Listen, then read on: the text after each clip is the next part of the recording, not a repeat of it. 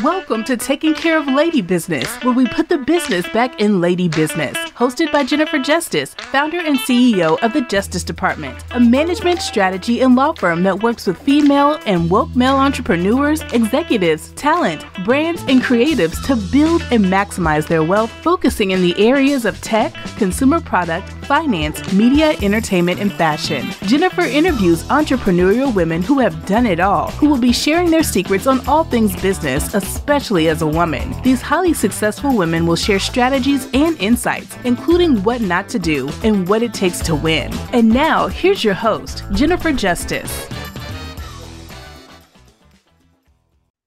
Hello, everyone. Welcome to this episode of Taking Care of Lady Business. I am Jennifer Justice.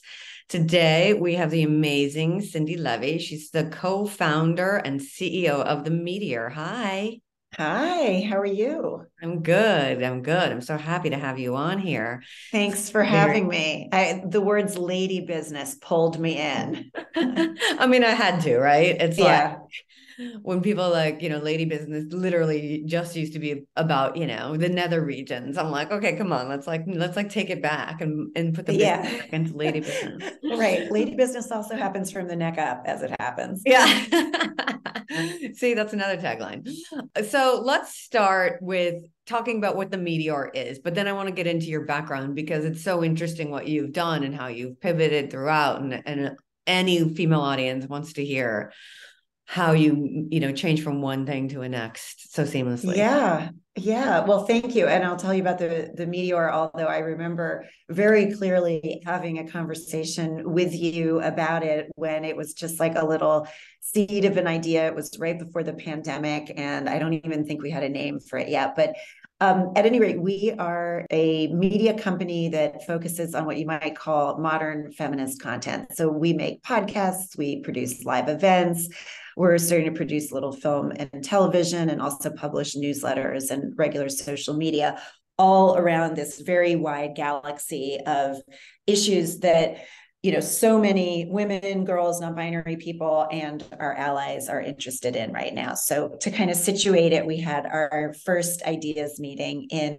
Gloria Steinem's living room back before the pandemic. And as everybody does, We were very lucky. One of the members of our collective is Amy Richards, who's worked with Gloria for years on many, many different projects. And she said, listen, this is where Ms. Magazine started back, literally this living room back in the 1970s. And so that kind of led us into discussion and thought process around what does that look like today? So, we're not a magazine, we're not, trying to drive anybody to a website, but we are a home for what we think is really crucial, really engaging, and often kind of neglected storytelling and journalism around issues that really matter to women right now. And of course, the last few years have brought us so much urgency around all of these subjects. I mean, there were a few people in our original founding group, among them, Dahlia Lithwick at Slate, who absolutely knew that Roe was going to fall, that Roe v. Wade was going to fall. But, I don't think most of us could have fully predicted that. And certainly, unfortunately, there are no shortage of issues for us to cover right now that women are really interested in. I mean, sad but true, right? It's like kind of like my business too. Like I started to help women because like the gender gap is too big. The wealth gap is, ridiculously big, way bigger than the pay gap, and our rights are being taken away. And I wanted to be an advocate for women, but the problem is you actually start a company to become redundant. You know what I mean? Like, I don't want this problem to exist. I want to help to get rid of this problem, and it just seems that now we have even more of a reason to exist in the last 3 years, which is crazy. Like how backward everything has become. All right. So the Meteor sounds amazing. And and we'll talk a little bit more about that, but I also want to go back and make sure we get in, like, how did you get here? Where did you start and what led you to the Meteor?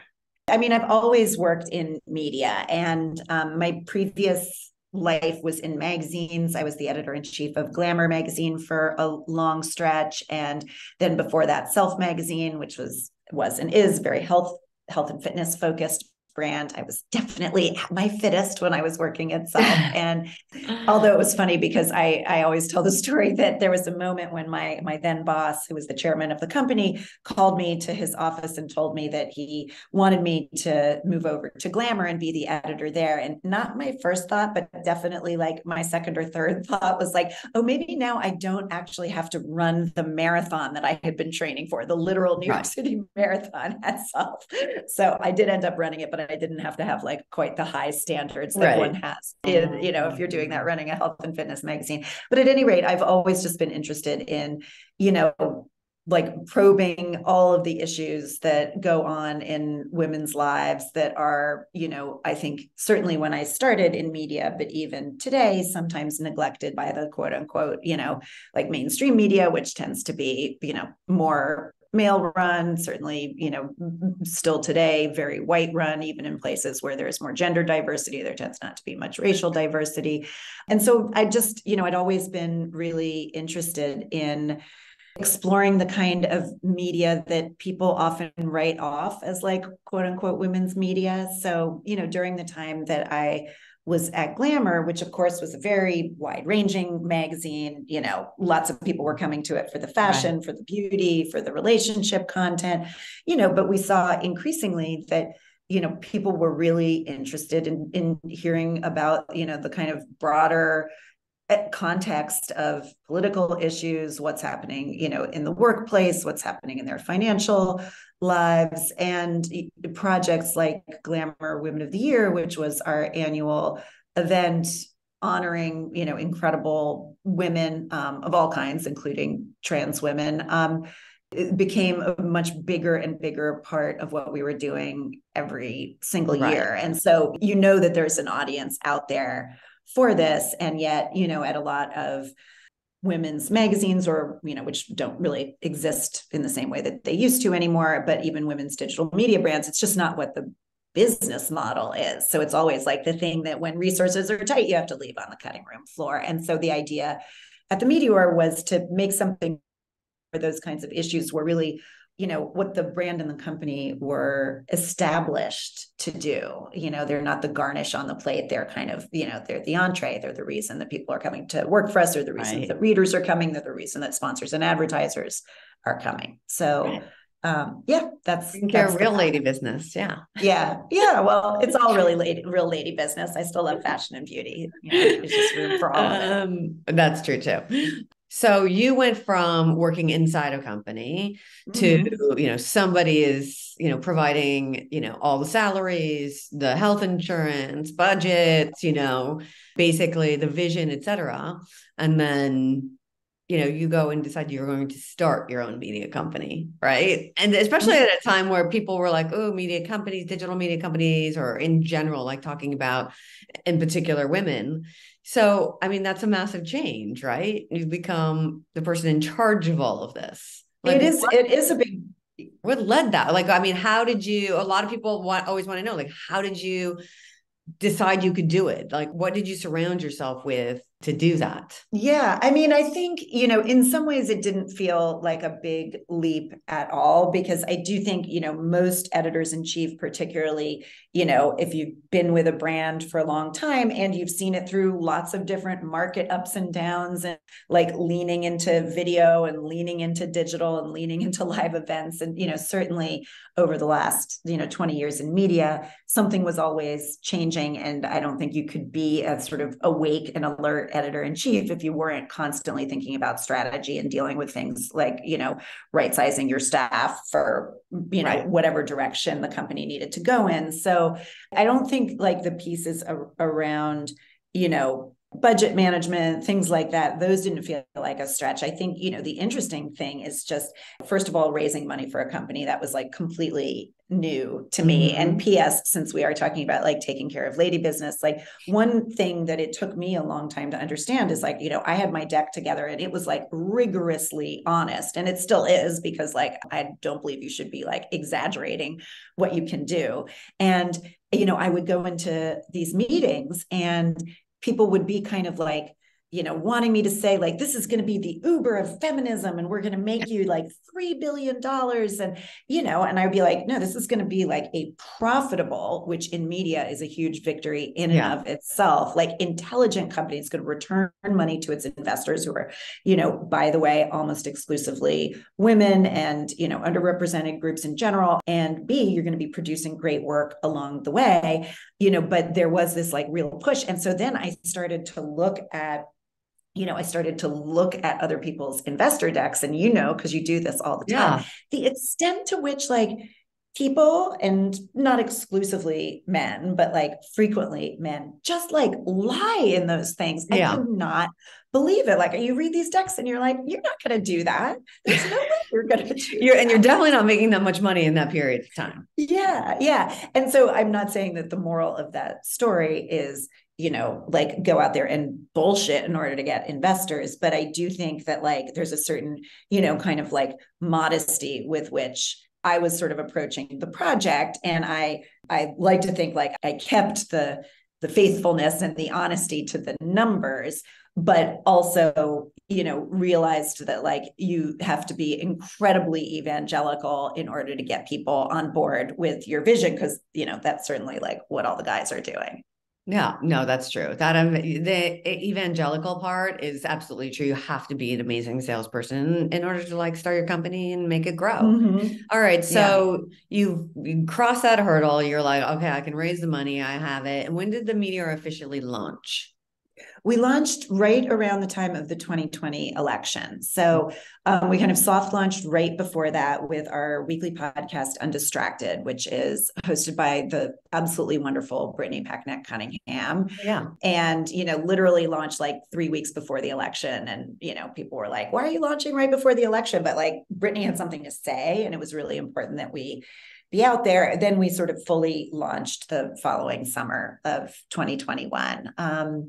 With other platforms, other podcasts, live events that we've done in partnership with brands like Gucci, or Chambord was the first sponsor of our podcast. We've done projects with Audible, and it's been just a huge amount of fun. And, one of the things that's sort of new for me is also starting to really develop some of our IP into larger projects. So I co-hosted a podcast with the Meteor called Because of Anita, which was about the 30th anniversary of Anita Hill's testimony. And we had the first public conversation between Anita Hill and Christine Blasey Ford. It was really beautiful. I co-hosted it with the absolutely wonderful journalist Salamisha Tillett, who also just won a Pulitzer right after that project for her work with the New York Times. And we're now developing that as a docuseries, and that's been a lot of fun. And that piece of it is new to me, so it feels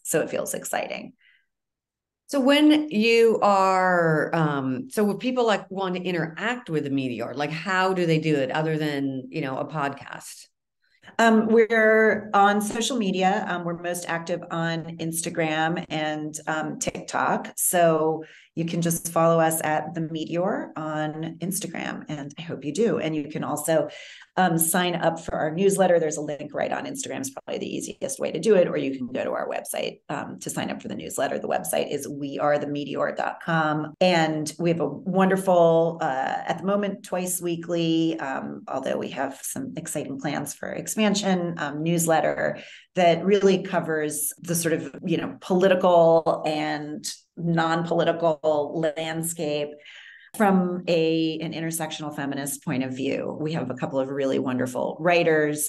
The editor who oversees that is the wonderful Samita Makabade, who used to be at Teen Vogue, and terrific range of writers from our founding collective, just weighing in on everything from what's happening with the Supreme Court and what's happening with all of the legislation that we're seeing in state legislatures around the country, but also, pop culture, sports. Our lead writer, Shannon Malero, is the really diehard sports fan. And so she brings a very particular kind of feminist perspective to the coverage of sports that I personally, not knowing much about that world, have learned a lot from.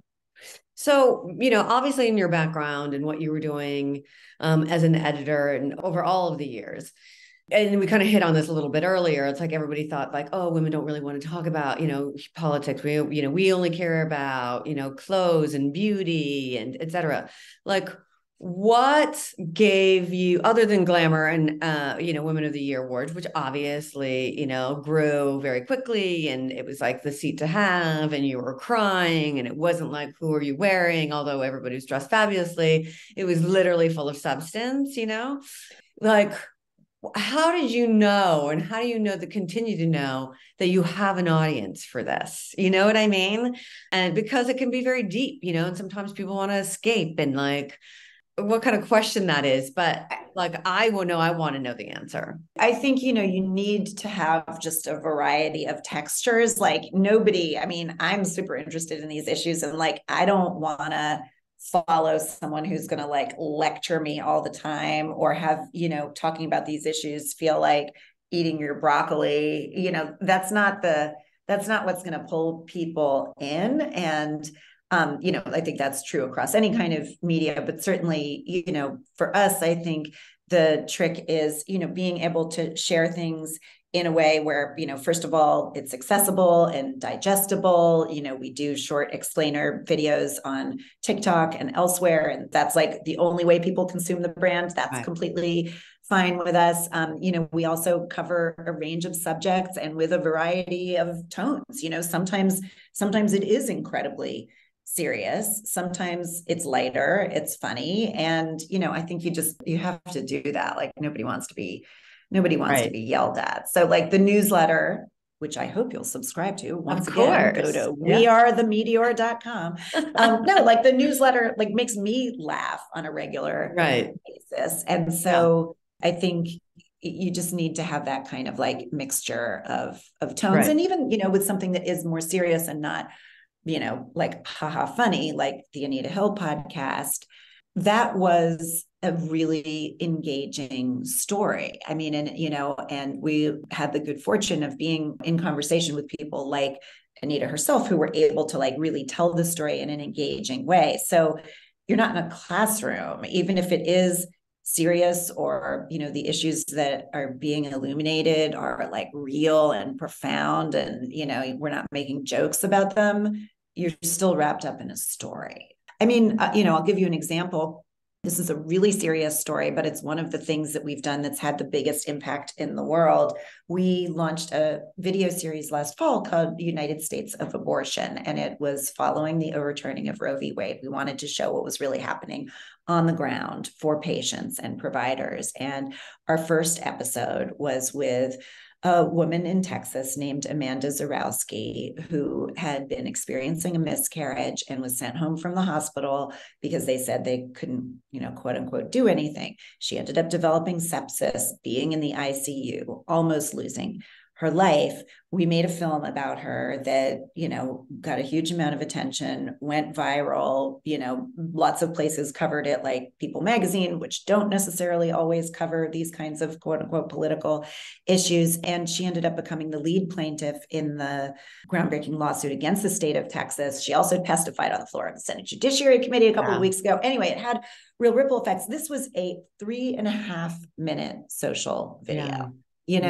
So like, you don't have to, a lot of care was put into it, obviously, but like, not everything has to be a feature-length documentary or a dissertation. We were able to use what you might consider kind of a lighter medium to do something that, that then had real impact. So anyway, I guess that's my feeling. It's a heartbreaking story. I'm very familiar with it. And I think those things are so important, right? And, I think part of the reason why I was asking this question is because what I do at Taking Care of Lady Business is literally talk all the time about how we're underpaid and overworked and underappreciated and underestimated and but it's exhausting if you're just doing it, and so heavy, right? And so there's got to be moments of levity, and there's got to be moments of like, like Rebecca Minkoff and I talk about it. It's like, you can't make this shit up. You're like, really? Somebody literally just got fired because they come they come into the office pregnant, and they're like, wow, you're fired. You're like, is this still happening? It's like, yes, it is. You can't make this shit up. up, or people like exposing their penises to people like who are in big, like, are you kidding me? You're still doing this, Like, so you dude, have to, like, no one wants to see that. No one wanted to see it 50 years ago. Definitely no one wants to see it in 2023. Or people complaining like, oh, well, what are men supposed to do? It's like, oh, you know what? If you wouldn't say it in front of your mom, your sister, or your wife, or your daughter, don't do it. How about that? Yeah. Super easy. Yeah. All these things. So it's like, it's hard to like have that like equal balance of like, oh, I'm going to put it up and like, really like make a statement. But at the same time, it's like, it's not all that like serious at the same time. It's like we can have levity in it, as horrible as some of these stories are. So, I mean, I love everything you're doing. I love, appreciate how you're bringing it, because it's not easy. It's like a really delicate balance in order not to turn everybody off, because these stories, they need to be told so people can be educated, right? I mean, one of the things that men say all the time is like, I didn't realize that women were only getting 2% of venture funding. Well, if it's not affecting you, why would you know? Yeah, it is affecting them for the better, right? They're getting, exactly. The other way of looking at that is that they're getting 98% of it. So like, why question? And, if it's not hurting you, if it's like benefiting you, then what is your incentive to change it, to make a world a better place? It's a hard thing to do. And I love everything you're doing. That story was super important, that got told. And I just read about the other one, the woman in Florida, forced, like the baby was alive for 99 minutes. I was crying. Like, no, it is incredible what's happening right now. And I think often, like, this is a whole other subject, but like, I think we're too close to it to even like fully process it, right? Like we're about to have the 1-year anniversary of the Dobbs decision. And I think, people 10 years from now, 20 years from now are going to be looking back on this year as like an incredibly pivotal and important and horrific and hopefully archaic, we'll see, moment in time. And I think we're almost still, there's certainly a lot that's been said about it and continues to say about it. I'm a huge fan, by the way, of Jessica Valenti's Abortion Every Day newsletter. Really think it's worth reading. But I also feel like we're so close to it now that we kind of, there's a lot of processing we're still going to have to do to really understand, like, what the hell just happened? Yeah. I think on the other side too, there's a lot of their processing to go like, what did we just do? Although they won't admit it for quite some time. I hope so. Yeah. And so let's just be out there on the, on the spectrum of conservative, liberal, the Meteor falls. Do you guys take a position? Do you mean on partisan level? You know what I mean? Or do you just... No, we're not trying to be like a quote unquote both sides media organization. I mean, I think we explore issues in a way that is, thoughtful and not knee jerk. That's really important. But I also think that we exist to, speak to the growing audience of people who care about gender equity. So that is a position, and that's the lens through which we look at things. It doesn't mean that like we're in the tank for the Democrats. The Democrats get plenty of criticism by our writers and our podcasters. But we're not trying to, give you both sides of issues that really don't have both sides. Like, should voting rights exist, Exactly. That don't have both sides. Of course, I mean, and listen, I think, there are the specious both sides arguments. Then there are news organizations that are, just very clear about not taking a position because they want to retain their credibility as news organizations. And I totally respect that. That's not what we're doing. We are a media platform and community for people who are looking at the world, through the lens of what does it mean for women's lives? What does it mean for the lives of people of color? What does it mean for queer lives? That's where we're coming from. So that gives us a particular perspective. In your, while the Meteor has been in existence, have you found that you have more and more men coming to be a part of it? Yeah, we do. And it's interesting, if you look at the age of our community, our average male viewer, audience member, reader is substantially younger than the woman. I mean, we have a much higher percent of the men fall into like Gen Z, which I guess is not surprising because being a feminist is the kind of thing that you won't find a lot of like Gen X men necessarily saying. There are definitely some, but like, a typical 20-year-old, doesn't think of that as something that is just for women. And in fact, probably doesn't really view the world through like the lens of, women, men, et cetera. That feels like a kind of old fashioned and binary way of looking at it. So yeah, we're about 75% of our audience identifies as women. And, and then the rest are, men, non-binary people who don't choose to identify one way or the other at all. I mean, that's fascinating. My kids are 10 years old and they don't even understand why we have to have things like Women's History Month or Pride Month or, Black History Month, because they're like, well, aren't we all, not because they're like, we're all equal. You know what I mean? That's how they are growing up in a way that they're like, so when you hear about the past, they're like, wait, what? Like people were not like, are not celebrated as equals. It's almost this weird thing for them to understand, when they're growing up and they're like, oh, and then, well, they were saying that more than when like 6 or 7. Right. And, they know, they're like, oh, it's Pride Month and they know what it means. And, they just had their health, talk in school and, everybody's talking about how they're identifying right now at 10 and it's just like a conversation I can't even imagine, what I mean, having, but it is, so you see it, I think that whole generation is just like, we're not going to put up with it. We've been fighting against what exists. And they're just like, well, we're not even going to enter into a system that is going to exclude others just because, how they were born, how they choose to live their lives, et cetera. So I love hearing that you have like 25%. That's amazing. Because it's only and it's also, we don't put ourselves out there as a platform or a company that is for women. We are for anybody who is interested in these issues, anybody who's looking at the world through this lens, that's not just women, certainly. And there are plenty of women who don't look at the world this way, and we're not trying to be for them either. Exactly. Right. Exactly. So what is the future of the media? What is like the most up, what are things that are coming up that people can be looking for? Please come to our events. I can tell you, I don't know when this podcast is going to air. Can you tell me that? And then I can tell you what's coming up. Let's see. We can make it air around something if you wanted to. Well, I can tell you, we do a regular series of events if you are in New York at Joe's Pub at the Public Theater around different issues. We've done a bunch of them for abortion rights. There's one coming up on June 15th for trans rights. It's going to be an incredibly fun variety show. My friend Gina Hadley is co-chairing that, I think. Yeah.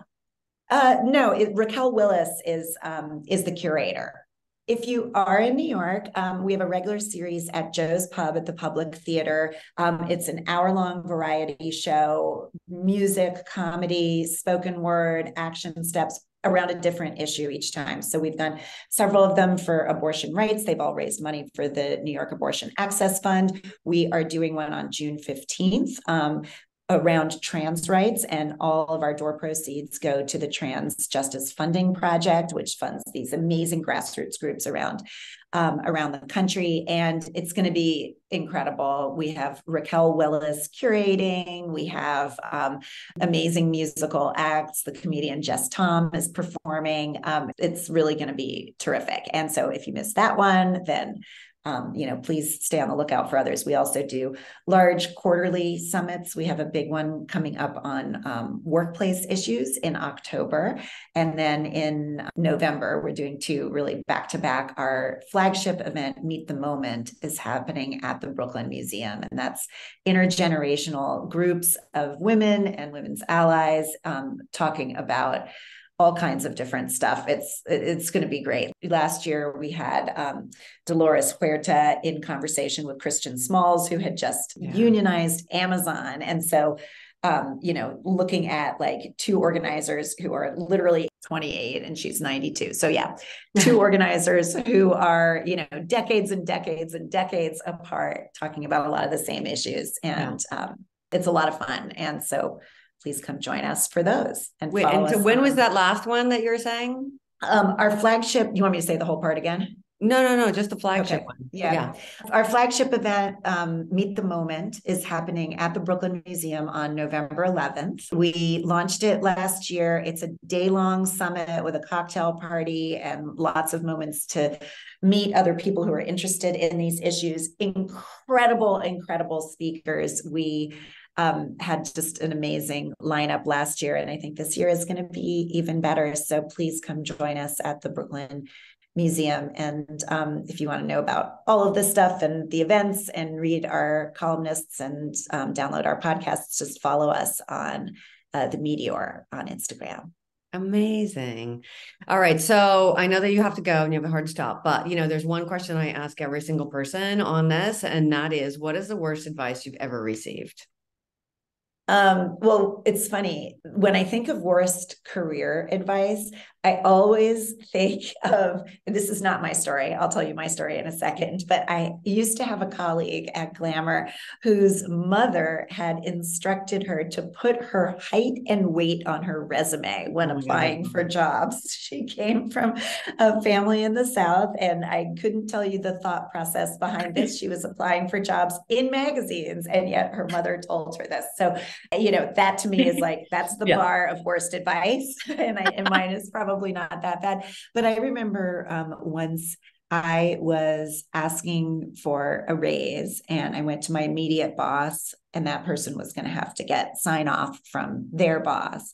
And I explained, all of the things that I had done that year, the successes, the impact to the bottom line, the market value, all of the reasons that I felt I deserved a raise. And this person said, well, I can go argue that because you've had a good year, you should have a more significant bump, but I don't know if I should, because then that will mean that if things aren't going as well, maybe you won't in the future, maybe you won't get as big a bump. And I was like, yeah, I know that. Yeah. I understand that I'm being evaluated on the basis of my performance, and I have performed well. So yeah, let's go get me that raise. And so my supervisor agreed, and it all worked out. But I thought, the advice. Don't take that chance. You're going to bet on yourself. Yeah, not to advocate for yourself, because it might, threaten you in the future. Felt a bit convoluted to me. Yeah, exactly. Well, what was yours? Wait, I want to know what your worst advice was. Mine is, just put your head down and work, and then you'll get noticed. And I was like, that is advice though that I think so many women have gotten. Like that's just like the background noise. Yeah. That's the message, even if it's not explicitly given as advice. No, given as advice. And I was like, oh, so you can go out, use my work and say that you did it and get all the accolades. I'm like, no. I quickly learned that was like, I came from, my mom didn't graduate high school. Like I came from nothing. No one had gone to college in my entire family. So it was like, I didn't know about business. I thought women weren't in the business world because they didn't want to be. Mm-hmm. I didn't realize that they were excluded, Yeah. And so I entered and I was like, wait a minute, there's something going on here. Like, this is not okay. So when I heard that, I was like, I was taking advice from whoever was going to give it to me. Yeah. And that was my boss. And I was like, yeah, no, I'm not going to do that.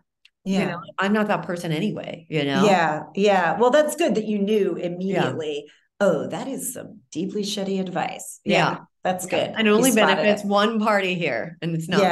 Yeah. That's actually a good tip. Like if someone is giving you advice that sounds questionable, think about what do they get out of you following this counsel. Yeah. Well, you got to think about it. It's like, why are they giving you, have they ever been in your shoes? And I mean, not just I'm like a new associate, like a woman, in a male dominated, all the things like that. So yeah. Amazing. Yeah. Well, thank you so much. I know that you're going to get a lot of follows and all the well, thank you. Thank you. Amazing. Everybody wants to hear from you. So I so appreciate it. Well, thank you. It's a pleasure. I'm all about lady business. Does that sound weird? Does that sound wrong? Yeah. Okay. Because we're going to make it normal to be all about lady business. We just took care of it, right? It's done. Exactly. It's figured out. Yeah. All right. Thank you everyone for listening to this episode of Taking Care of Lady Business. Until next time, I'm Jennifer Justice.